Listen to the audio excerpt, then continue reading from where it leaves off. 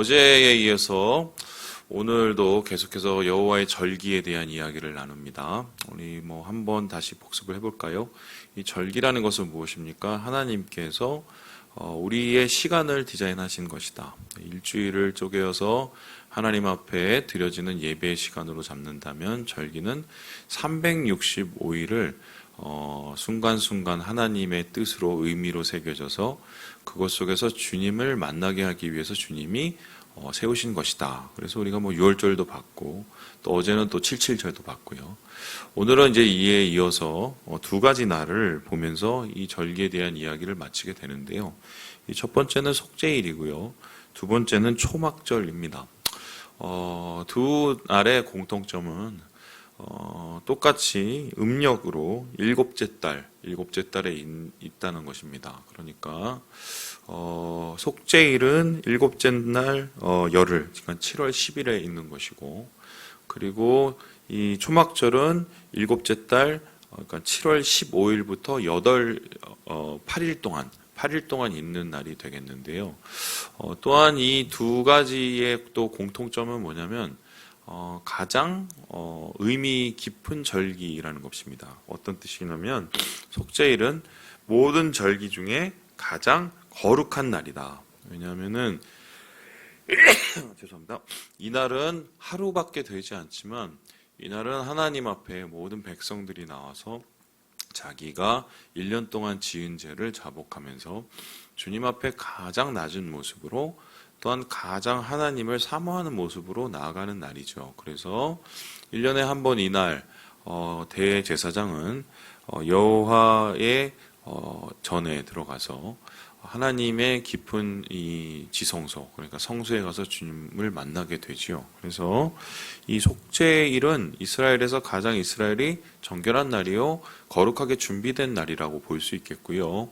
이 초막절은 어떤 날이냐면 가장 성대한 날이다라고 할 수 있습니다. 왜냐하면 이스라엘의 절기가 모두 성대하지만 또 우리의 생각에는 6월절이 가장 어떻게 보면 이스라엘의 출발이자 큰 의미로 다가오겠지만 그래도 이 초막절은 이스라엘의 모든 추수가 끝나는 날이기 때문에 어떻게 보면 가장 행복하고 가장 풍요롭고 그래서 가장 성대하게 하나님을 섬길 수 있는 날입니다. 특별히 이 초막절은 이 하나님 앞에 번제를 드릴 때 8날 동안 총 이 소를 얼마나 바치냐면 70마리나 바칩니다. 70마리. 그러니까 이 절기 중에 가장 많은 제물을 바치는 날이고요. 여기서 70을 채우는 이유를 학자들은 어떻게 생각을 하냐면 70은 바로 완전수 7과 10의 합이기 때문에 곱이기 때문에 바로 열방을 뜻하는 거고 이스라엘을 하나님의 제사장 나라 열방을 주님께로 돌아오게 할 제사장 나라로 삼는 날이다. 이렇게 생각을 하게 되지요. 그런데 좀 세세하게 그러면 이 대속죄일과 초막절을 어떻게 지내는가 이것을 한번 잘 살펴보면 이것에 담겨 있는 의미 그리고 이 의미를 통해서 오늘날의 우리의 삶을 돌아볼 수 있게 됩니다. 자, 그렇다면 우리 첫 번째, 우리 속죄일부터 같이 한번 읽어보도록 하겠습니다. 예, 우리 함께 29절의 말씀을 같이 한번 읽어봅시다. 29절의 말씀입니다. 시작. 이날에 스스로 괴롭게 하지 아니하는 자는 그 백성 중에서 끊어질 것이라. 이날은 바로 속죄일을 뜻하고요. 속죄일은 특별히 하나님 앞에 드려질 때 백성들이 자기를 괴롭게 하는 날이다라고 얘기를 합니다. 그리고 어떤 일도 하지 않는 날이다라고 31절에 나와 있습니다. 자기를 괴롭게 한다, 어떤 일도 하지 않는다. 이것을 합하면 하나님 앞에 철저한 회개를 뜻하는 것이지요. 하나님 앞에 우리가 죄를 짓는다는 것은 두 가지의 죄가 포함이 됩니다. 어떤 죄입니까? 내가 고의로 저지른 죄와 내가 부지중에 저지른 죄가 있습니다.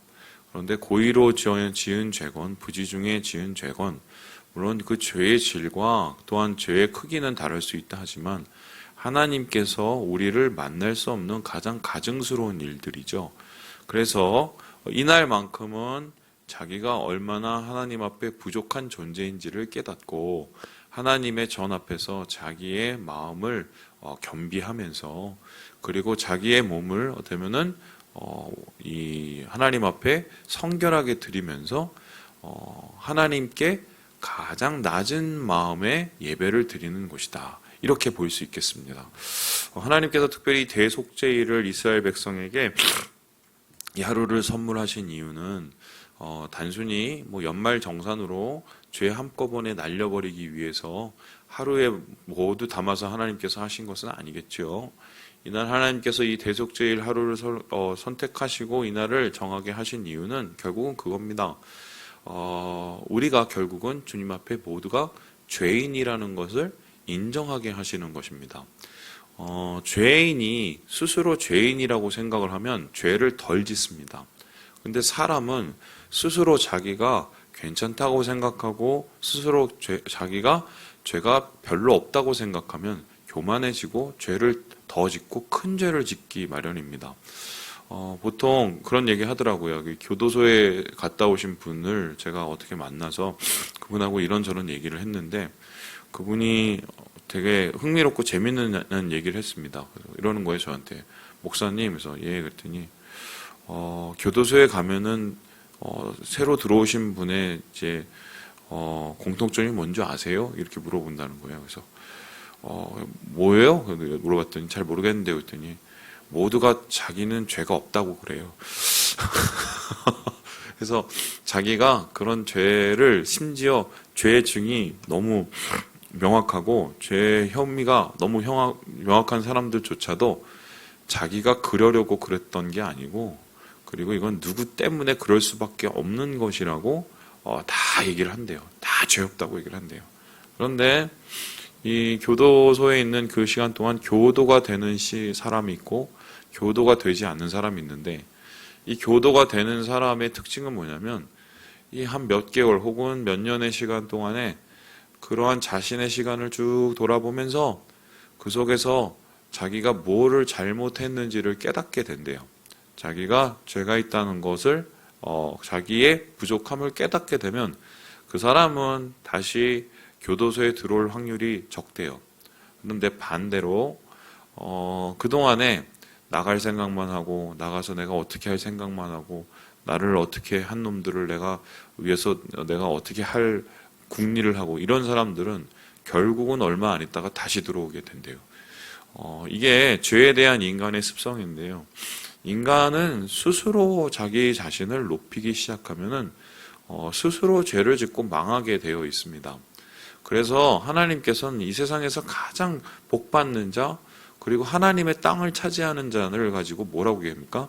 겸비하고 온유한 자라고 얘기를 하죠.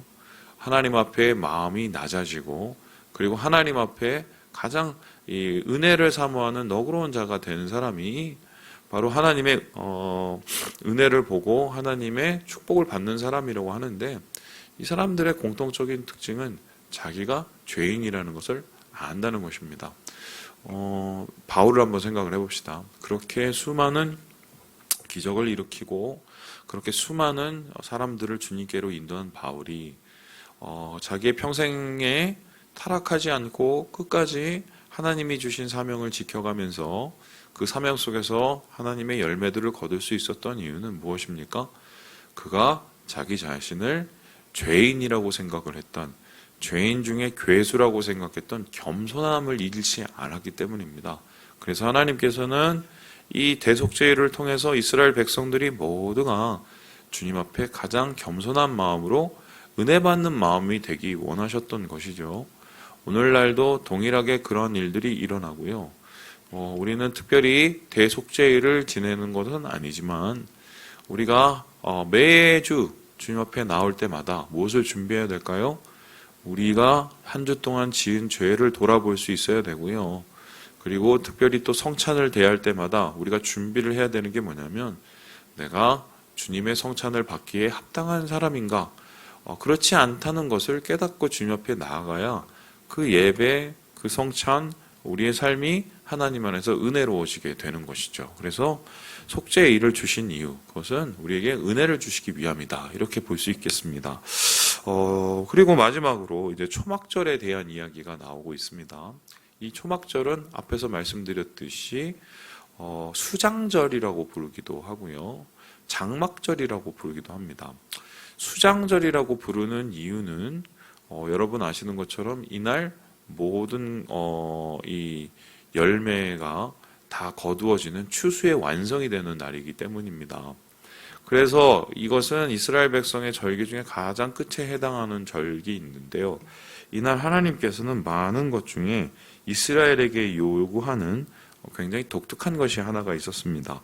우리 함께 42절의 말씀을 같이 한번 읽어보겠습니다. 42절입니다. 시작. 너희는 이레 동안 초막에 거주하되 이스라엘에서 난 자는 다 초막에 거주할지니.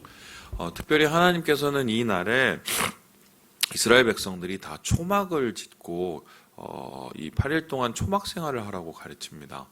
가나안에 있더라도 실제적으로 여기에 보니까요, 40절에 보니까 종려나무가지, 나무가지, 시내버들 이거 취하라고 나와 있죠. 이것을 다 모아서 지붕을 삼고 또한 옆에 벽을 삼아서 초막, 그러니까 풀로 만든 집을 짓고 거기 안에서 거주하면서 식사를 하게 이렇게 만들었어요. 오늘날도 이 전통이 이어진다고 얘기 듣고 있고요. 자, 그렇다면 왜 하나님께서 이렇게 좋은 집 놔두고 8일 동안에 천막도 아니고 초막에서 생활하게 하셨을까? 이는 분명한 이유가 있는데요. 이 43절을 우리 같이 한번 읽어볼까요? 우리 43절 읽어보겠습니다. 시작.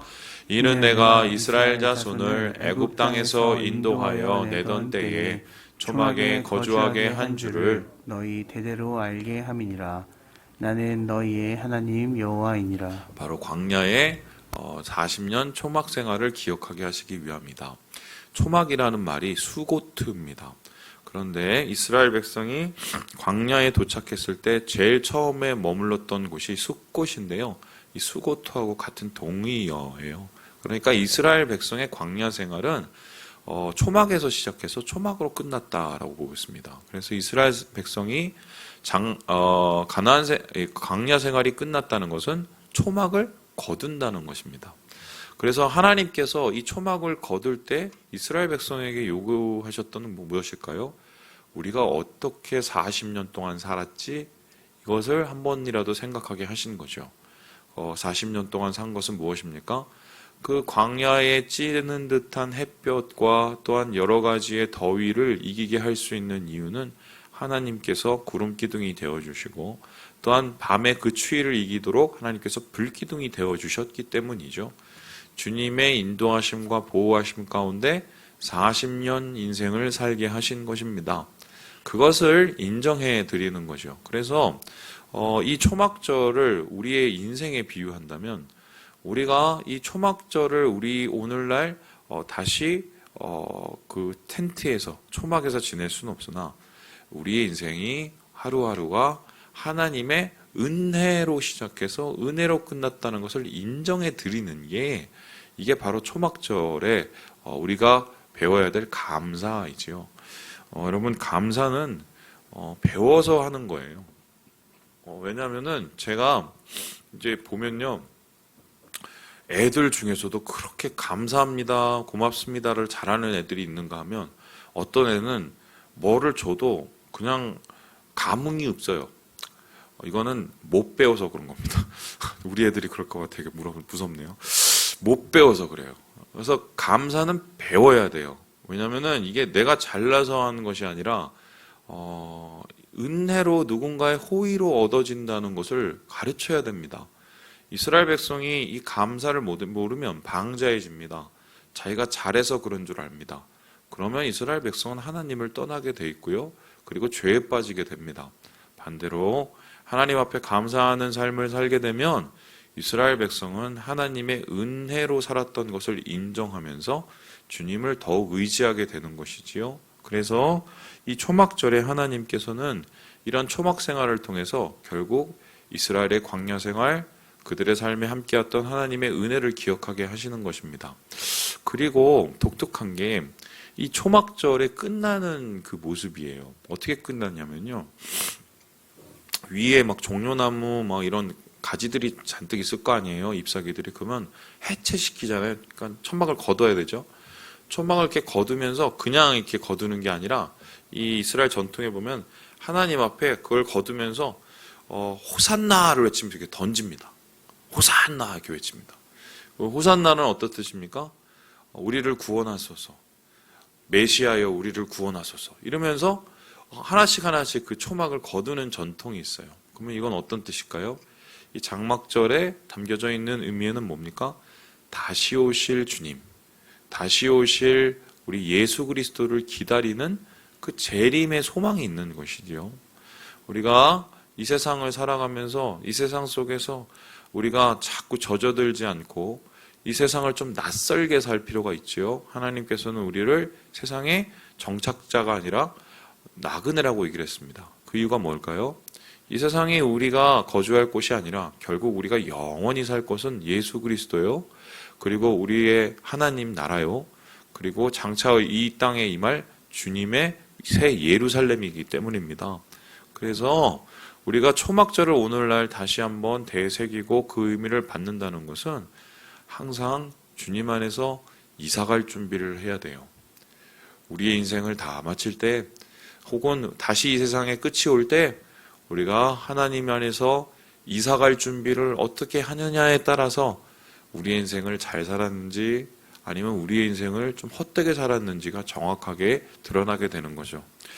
저는 벌써부터 기도하고 있는데 목사님 뭐 그런 거 가지고 기도하냐고 그러는데 저는 그렇게 기도하고요.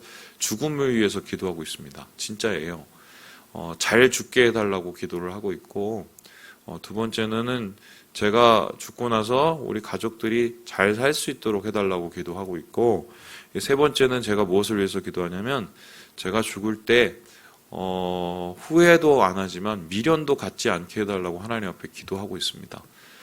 가장 좀 안 좋은 모습이 하나님께서는 이 성도를 데려가시려고 준비를 다 하셨는데 이 성도는 전혀 준비가 되어 있지 않고 이 세상 속에서 자꾸 놔두고 싶은 마음을 붙잡지 못하고 있을 때 그때 참 제가 그 임종을 보게 되면 참 그렇게 마음이 안 좋을 수가 없어요.